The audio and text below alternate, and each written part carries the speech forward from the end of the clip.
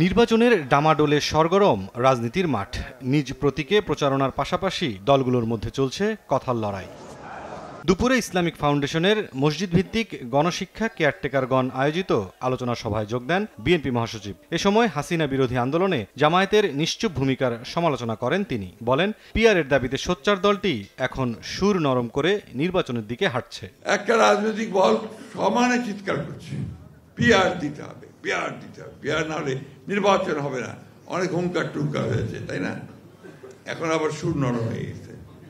এখন দেখা যাচ্ছে নির্বাচনের জন্য সব চতুর্দিকে দৌড় ডাকডোল চলছে। ধর্মকে ব্যবহার করে রাজনৈতিক ফায়দা নিয়ে নেওয়া, এটা কখনোই আপনার ইসলাম এই কথা বলে না। গত 10 বছর কিন্তু আমরা তাদের এই ফ্যাসিস্ট হাসিনাকে পরাজিত করবার জন্য ভিজিবল দৃশ্যমান কোনো কাজ দেখিনি। জাতীয় প্রেস ক্লাব অডিটোরিয়ামে জিয়া পরিষদের আলোচনা সভায় যোগ দেন বিএনপির স্থায়ী কমিটির সদস্য আমির খসরু মাহমুদ চৌধুরী। বলেন, গণতন্ত্র বিরোধী একটি মহল নির্বাচন বিলম্বিত করার ষড়যন্ত্র করছে এখনো।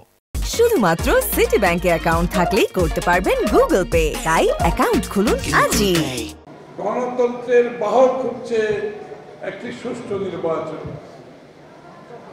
যেটার অপেক্ষায় আছি আমরা ফেব্রুয়ারির প্রথমার্ধে।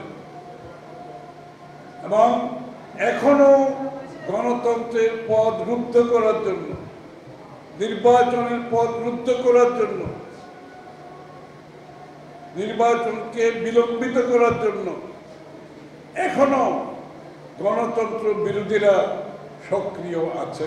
এদিকে শহীদ মিনারে মুক্তিযোদ্ধা সমাবেশে বিভ্রান্তিমূলক পরিসংখ্যান নিয়ে কথা না বলে জনদাবির সঙ্গে একাত্ম হতে জামায়াতের প্রতি আহ্বান জানান বিএনপির স্থায়ী কমিটির আরেক সদস্য সালাউদ্দিন আহমদ। একটা জরিপে দেখা গিয়েছে 70% মানুষ তাদের বাসায় পিআর নাকি চায়। আর একটা নিরপেক্ষ জরিপে দেখা গিয়েছে 56% মানুষ পিআর কি জিনিস বুঝে না। তাহলে আপনাদের এই 70% মানুষ কি এর মধ্যে নাই? বিভ্রান্তিমূলক কোন জরিপ নিয়ে বাংলাদেশের মানুষকে বিভ্রান্ত করা ঠিক হবে না। হ্যাঁ, আন্দোলন থেকে রাতারাতি সরে আসা একটু লজ্জা শরমের ব্যাপার আছে।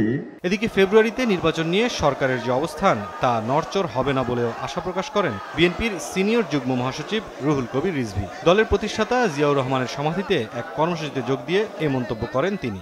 এমন কিছু উদ্যোগ নিয়ে যান যাতে কমপক্ষে বাংলাদেশের মানুষ নিরাপদ থাকে। মুরসালিন হক জুনায়েদ, সময় সংবাদ, ঢাকা।